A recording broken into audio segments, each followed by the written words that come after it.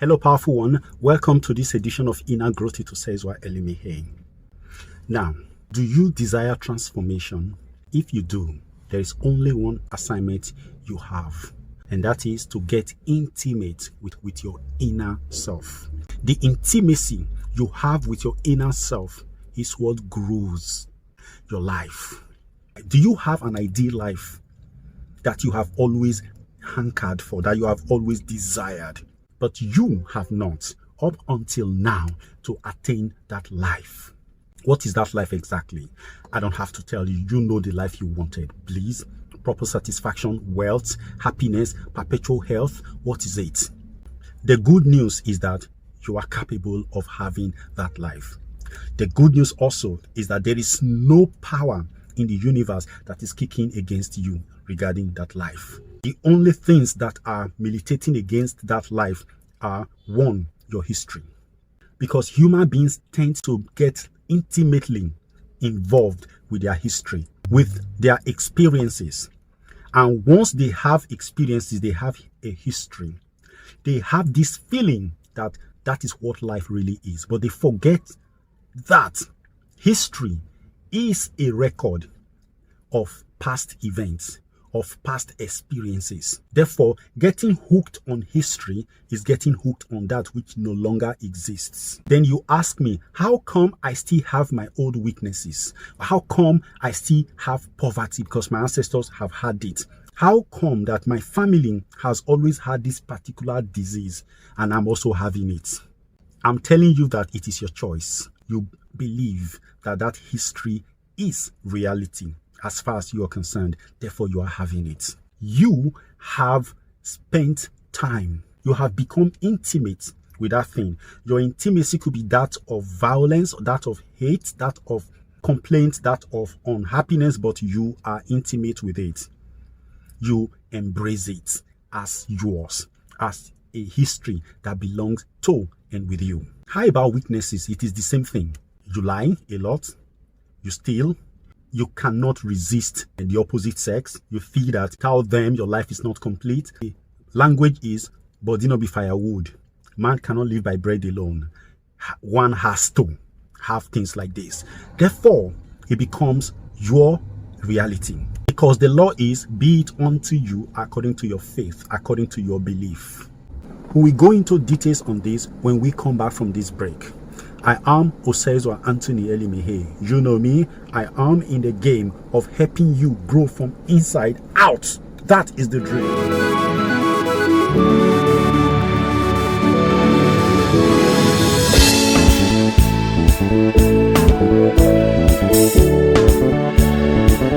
Welcome back. So as we were saying, what we are trying to put across here is a very simple arithmetic. It's not as difficult as you think. Move your attention, transplant your attention from that which does not serve you to that which serves you.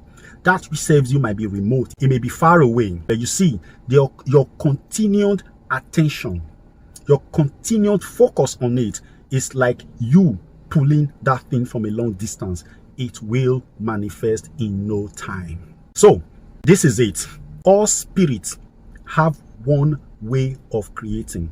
They don't bring things into existence that were not in existence before. No. But what they do is that they call into existence what is not in a particular space. They bring what exists elsewhere into their spaces. The way creation is structured, life must cohabit with life by way of intimate union for it to generate life. Now, let me break it down and make it very simple. Creation only happens on the principle of intimacy. So what that means is that creation is a love affair. You have to be intimate with what you want to give life to. And there are two ways of expressing this intimacy. One of them is signaling, in which case the thing that you intend to create is not within your immediate space. You go by sending forth intention to having that thing, and that thing will receive the impulse of your desire, of your messaging, and then the thing will start being pulled towards you. That is the principle of attraction. Hence, you have always heard about the law of attraction. Then the second one is cohabitation. A life form has to flow into the object it intends to give life to. That is to say, giving life to it doesn't mean that it's giving life to it. No, it is giving its own brand of life to that thing, so that that thing can fulfill the intention for its creation. In other words, before these two things came into existence, there was a law that states that these two life forms have the capacity to cohabit and blend. Now, what are we talking about? Let me give you an example. So it rains, and then the rain empties itself on the earth. Wherever there is a seed of life on that earth, rain enters in, blends with that seed, and then activates the life within that seed. The rain is not going to change the pattern of that life. It will only boost it. It will only enable that life. The rain is not enough. The sun does the same thing. The sun showers its rays all over the earth, and wherever there is a seed of life, the sun empowers and activates the life in that seed, and then it blooms it. All of these things are intimacy. It's about blending. It's about cohabiting with these things. When the sun makes contact with anything, it does not go away. It stays. It blends with that. It mixes with that thing, and a new life begins. It is not the life of the sun. It is the life that's original to that seed that happens. So the sun, the rain, the earth, they are all catalysts for the life that that seed contains. In the same way, human beings, we also create a life by the principle of intimacy. We generate our reality by being intimate with that thing. It's by way of cohabitation, by blending with that thing, and two, by attraction, by focusing our attention on that which is not within our space right now. So if that thing is within our space, we blend with it, we mix with it, send our life impulse into that thing, and then the thing blossoms in line with its original nature and the way we want it. That's when that thing is within our space. But when that thing is not within our space, it's far away, we don't have it, we can't say it, we now have to send impulses, all right, by radiation. How do we do that?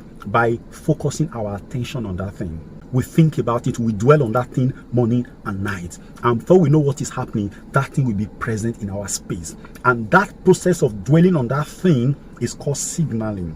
When we signal anything long enough, that thing must be present in our space. Most of the things we want in life, we don't know what they are, but we know how we want to feel. We want to be free, we want to be fulfilled, we want to be happy at all costs. We want to be happy, fulfilled, irrespective of what is happening around our spaces. That is the actual desire we have. But we don't know that. What we are doing is that we are looking for things to make us happy, because we know we want to be happy. We know we want to be fulfilled. We think that our happiness and fulfillment will be based on things that we get.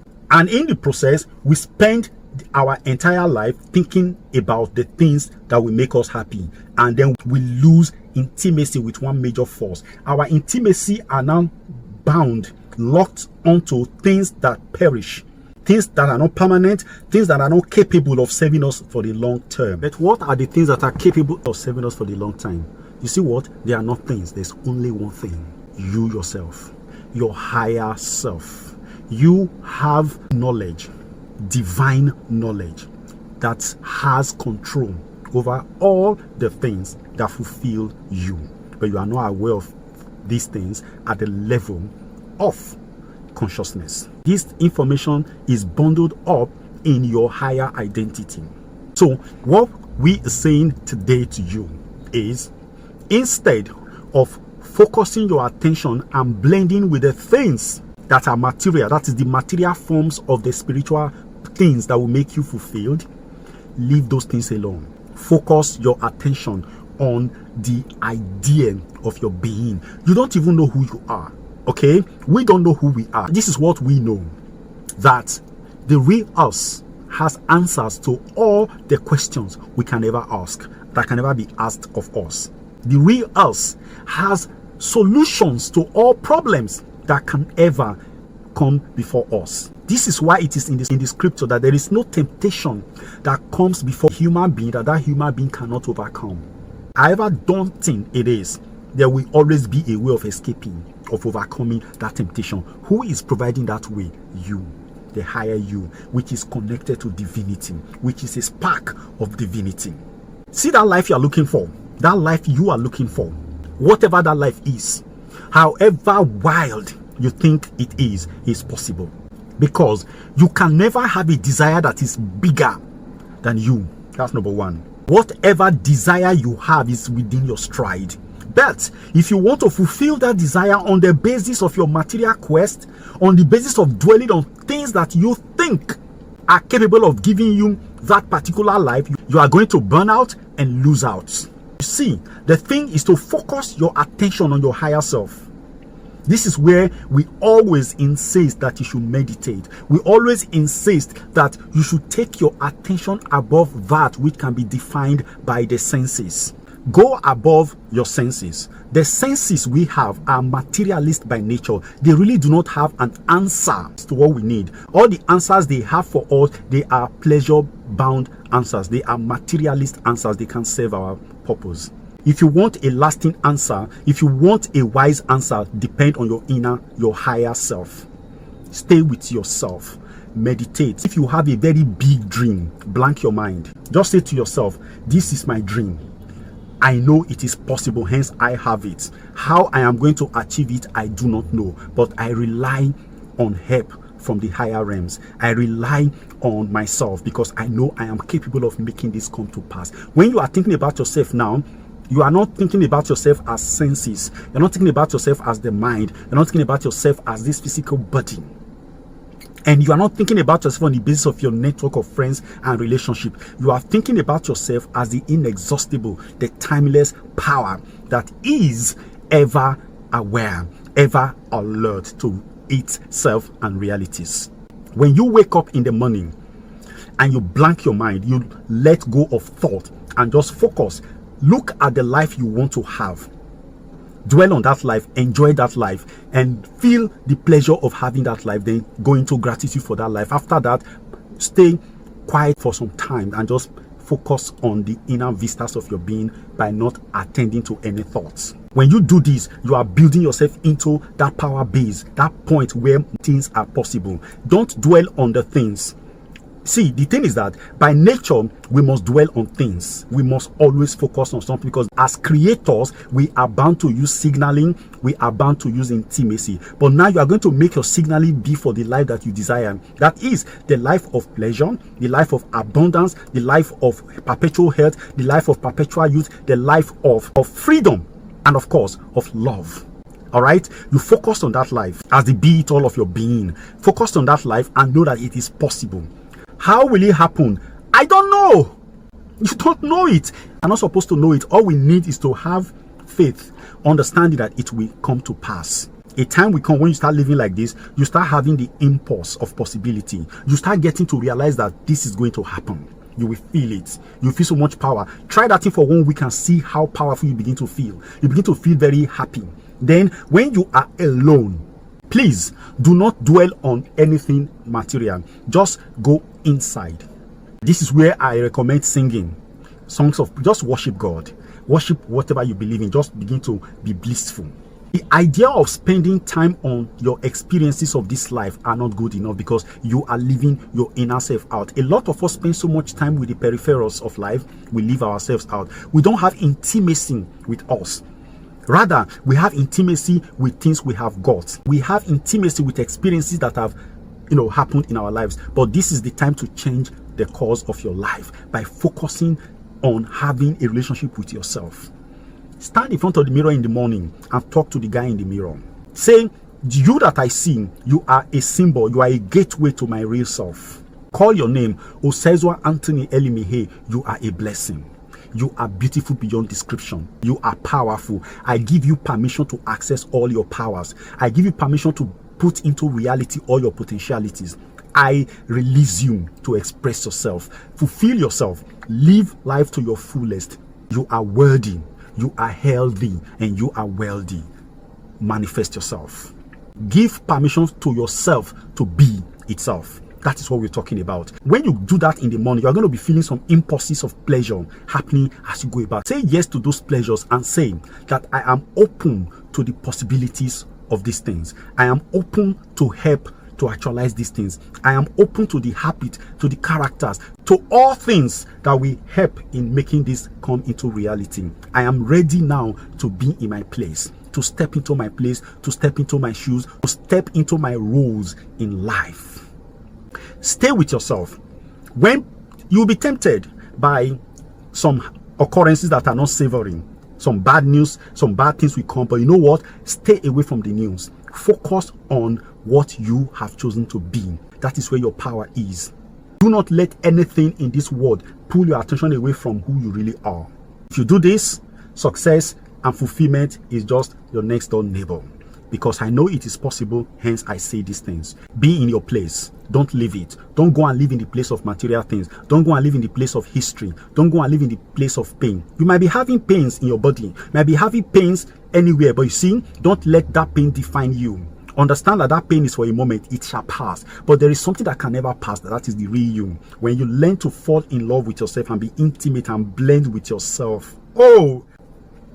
Your life will be beautiful. The second thing is that if you don't know who you are, which we don't know who we really are, what if you use the power of signaling to pull your real self to you by saying, I don't know who I am, but I know I am powerful. I know I am beautiful. I know I'm a being of splendor. I give permission for the real me to manifest. Begin to imagine the real you. But understand this thing, build the imagination around this thing, that you are powerful, you are inexhaustible, and that there is no thing that you have experienced in this outer world that can condition the real you. Just like rain cannot enter a mango seed and change the original cause of that mango seed, the rain will only give more power to the mango seed to be a mango tree. You say it. So, the understanding that the bad things we have done will affect the way we manifest is a lie. But the reason the bad things we have done affect the way we come out in life is because we believe it is so.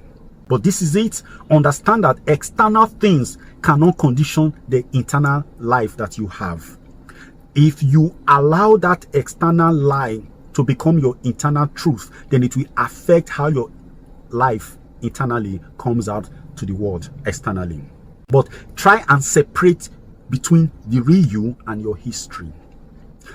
A lot of us are not able to go for the real thing because we believe that we are not good enough. That's how we cannot get it. That is you allowing the external things of life to condition your internality. It is a sin. That is one of the cardinal sins of life. The accident of your life should not become the basis of your internal life. That is the greatest sin. When we allow the external world, the external experiences to define our internality, that becomes a very dangerous precedent we have set. Our lives are ruled by the laws we made, and we make our laws by accepting beliefs. And when we accept a belief, it becomes a law in our members, and it rules and conditions the way we view life and ourselves. So with this video, we are creating a new law which states that nothing you have done in this world is capable, is powerful enough to change you. None of your sins is capable of making you less than yourself. You have to focus on being yourself and let your sin melt out. Whatever you focus attention on will grow. If you focus yourself as eternal, sinless, and undying, you will have it so. You have heard me say a lot, but I can't say it all. If you choose this path of self-awareness, of believing that you are intricately linked with the source, the divine, you call him God, you call him Christ, whatever it is. If you understand that this link is perpetual and that this link does not take into account your external accident of being, then you are on your way to self-actualization. Don't be like that child who was sent on an errand and the child felt that he has stayed too long. Instead of going straight as the child arrived, the child is staying at the threshold of the house, scared that mommy will beat me for coming late. And by staying there, you are prolonging the journey. So the same way, don't let your sinfulness be the basis of you running away from your source. Don't allow the idea of sin as defined by religion deny you of your real self. Thank you.